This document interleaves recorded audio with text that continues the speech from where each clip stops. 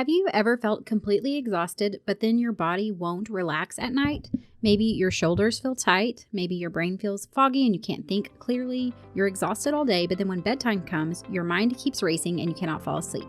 In today's episode, we are talking about one deficiency that might be adding to the problem. So let's get started. Welcome to Chronic Illness Moms. If you're more than just a tired mom, I'm talking trying to make it through the day without crashing by noon while raising neurodivergent kids, you're not alone. I'm Ashley, a wife, mom, and certified health coach. I have lived with autoimmune disease and flare-ups that made everyday life feel harder than it should. After years of pushing through and burning out, I learned how much stress, poor sleep, and nervous system overload were driving my symptoms. Everything changed when I started building small, realistic habits that actually supported my body instead of fighting it. In this podcast, you'll learn simple habits that help you to feel better. So pop in your earbuds and take a break from the chaos. It's you time. As I look back, and honestly, I'm really walking through a season of this right now where my body feels constantly tense. Maybe you've experienced something similar. You're tired all day, but then when you finally go to lie down at night, your body just doesn't settle. Your mind keeps running, your muscles feel tight, you feel restless and maybe even a little bit irritable or agitated. And then when you do finally fall asleep, the sleep just does not feel as restorative as you think that it should. For a long time, I just assumed that this was part of living with stress and fatigue. And while it definitely can be, and really I know for myself, why I'm struggling a bit more with that constant tension in my body is due to stress. But there are other things that can contribute to this. Stress does not just affect how we feel emotionally, which we know this, but it also uses up, when we're in that state of fight or flight, it will use up certain nutrients in the body. And magnesium is one of those nutrients that it uses. So when your magnesium levels get depleted, your nervous system can have an even more difficult time calming down. So it really is this cycle that perpetuates itself because stress depletes your magnesium levels, and then low magnesium makes it harder for your body to recover from the stress, which can mean things like sleeping lighter, your muscles are constantly tense, your energy levels are low, and then you're feeling like you're stuck in that constant fight or flight or that stress mode. And honestly, this is something that I see happen a lot and that I have experienced a lot in my life. And working with moms to help them to support their nervous system so that their body can actually recover and then they can start to feel better is one of the things that I love to do. So if that's something that you've been struggling with, I do have a one-on-one chronic health coaching offer that I do where we sit down and we just go over what does your life look like? What are your symptoms? What's your biggest symptom? And what is one or two key takeaways that we can do from my foundational 9 healthy habits that we really start to work on? I call it the Power 9. What is it that we can pull from those for you to have these very small, minor habits that you are now weaving into your life that feel doable? We're not trying to completely revamp and redo your life, but that make it where you can slowly turn the needle and start to feel more like yourself again. Keep up with your kids, all of that stuff. So if that is something you have been struggling with and something you want to learn more about, you can go to ashleybraden.com/coaching, or you can check out the link down in the show notes below. Okay, so over the last few episodes, we've been talking about deep sleep, blood sugar balance, all of those things that can affect fatigue and also your energy levels. It can affect your body's ability to recover. And today I want to talk about an additional piece of that really does connect to both of those topics, and that is magnesium. So we know that magnesium is involved in hundreds of processes in the body, but one of the biggest roles it does is to help to relax the nervous system. And if you have been feeling exhausted, wired, but then you're tired too, you're constantly tense, magnesium could be one of those pieces of the puzzle that's been missing. So we're going to talk about today why magnesium matters for stress and sleep, signs that your body might be low on magnesium, and then a few simple ways to support healthy magnesium levels. Okay, so first, let's talk about why magnesium matters for stress and sleep. So like I mentioned, you often feel exhausted, but your body just won't relax. Your shoulders are tight, your mind is racing, and then even when you do finally fall asleep, you're waking up tired. When your body is chronically stressed, which let's be real, we are busy moms who are keeping up with our kids, keeping up with our home, all of those things, that chronic stress, it burns through certain nutrients faster, and magnesium is one of those. So think about that. Every time you're experiencing any kind of a stressful situation, just remind yourself, my body is using up more magnesium than normal. Research has also shown that chronic stress can lower those magnesium levels. And then we know that magnesium plays a very important role in helping the body to move out of that fight or flight mode and then back into rest and recovery.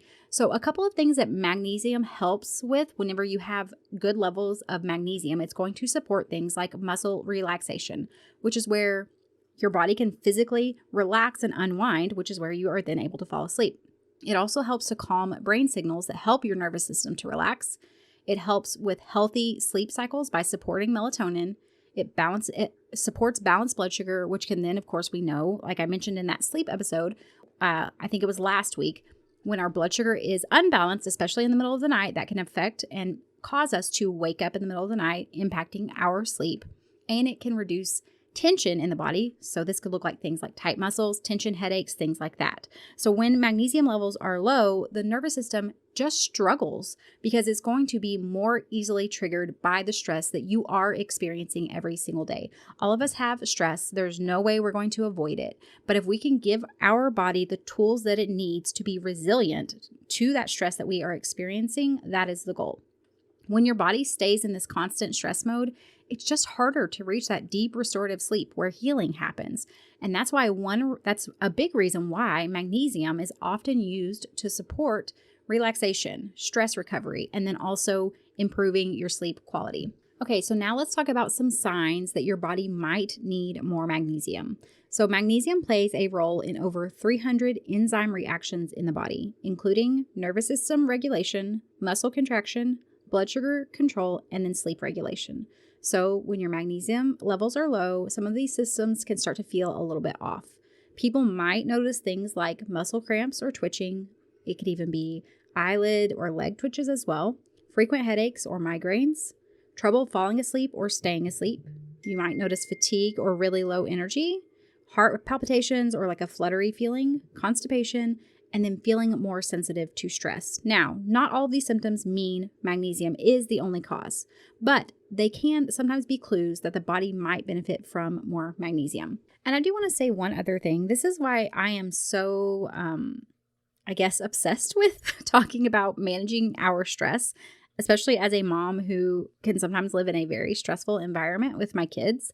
I just know the journey I have had to walk to really recover from being chronically stressed and not even realizing it and not having the tools or the resources to manage it, to now coming on the other side of that and also still experiencing extreme levels of stress at times, and then having to use these tools and these resources to really get myself back to that baseline to where I can manage the stress, where I can close that stress cycle and I can build stress resiliency. So the thing with this is, whenever we are constantly stressed and then also, so that's depleting our magnesium and then we're having low magnesium. I kind of mentioned this earlier, but it just creates this never ending cycle because stress uses magnesium. Low magnesium makes it harder for you to regulate and come back from that stress. And this is going to keep your body stuck in that survival or stress mode. So let's talk about a couple of practical ways that you can support having healthy magnesium levels. The first one is to eat magnesium-rich foods.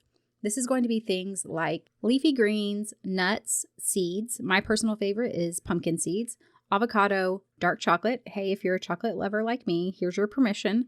All of those can help to boost the amount of magnesium intake you are getting in your diet.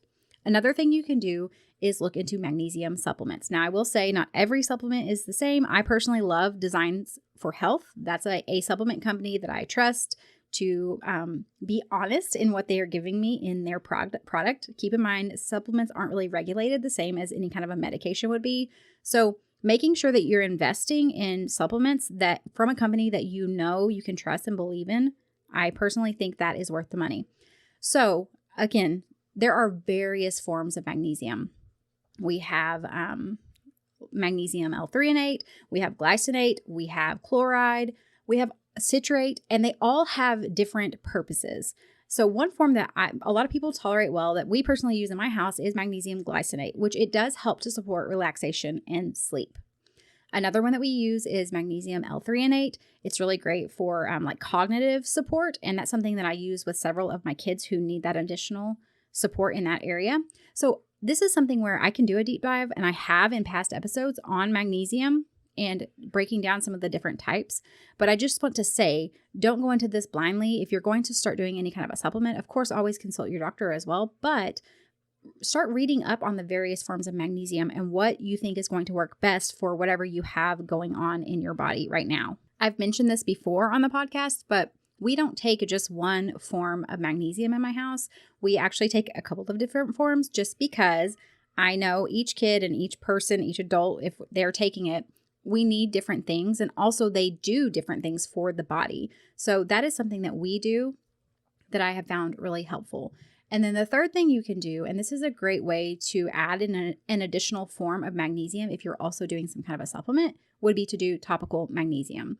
So I personally I make a magnesium cream, I sell it, and we use it in our home all the time. For that cream, I use magnesium chloride. It's really great at being absorbed through the skin. It can be really helpful for relaxing your muscles and then supporting sleep, especially if it's applied before bedtime. If you guys are interested in that product, I will link it down in the show notes below so you can check that out. Okay, so going with a supplement, cream, diet, and then the last thing you can do is to support your nervous system overall. Of course, we know if we are experiencing this chronic, just continued stress, it's depleting our magnesium levels. So we're trying to refill a bucket with a hole in the bottom. So the other thing we can do is try to see, can we begin to regulate our nervous system? Can we begin to manage? And when we have these bouts of stress, can we support the body? Can we make sure we're closing that stress cycle? And that's why if you want to supplement and improve your magnesium, it's really going to be best if you are combining that with other habits that are also going to help to calm the nervous system. This is going to be things like getting consistent sleep, getting that consistent, gentle movement, getting outside, quiet wind down routines. These are all things that I feel like I talk about all the time on the podcast. And this is why. It's because they all work together. All these habits are going to send those safety signals back to your body and let your body know that it is okay and it is safe to relax. Okay, friends, if you have been feeling tense, exhausted, wired but tired, then magnesium could be one of the small pieces of the puzzle that's missing. So this week, I want you to try to pay attention to whether or not your body is getting those signals that it needs to shift, and it's okay to shift into rest mode. Or do you feel yourself just constantly, chronically on edge, irritable, can't wind down, can't go to sleep? All of those things are good clues that you could be struggling to come out of that fight or flight and go back into rest and recovery mode. All right, friends, that is all for this episode. I hope you guys have a wonderful week, and I'll see you back next time. Hey friend, I hope you found today's episode helpful. If you did, would you take a minute to share it with another mom who's struggling with chronic symptoms? And leave a review on Apple Podcasts. It means the world to me to know this podcast is making a difference for you. All right, it's time for me to go tackle those snack requests, and remember that a short walk, even if the kids turn it into a race, still counts as self-care. Keep chasing those little wins. Even when it feels messy, you're making progress. The information shared in this podcast is for educational and informational purposes only and is not a substitute for professional medical advice, diagnosis, or treatment. Always consult your healthcare provider before making any changes to your health routine. I'm not a doctor, and this podcast is not intended to treat or diagnose any condition. You're the expert on your body. Listen to it and reach out to a trusted provider for support.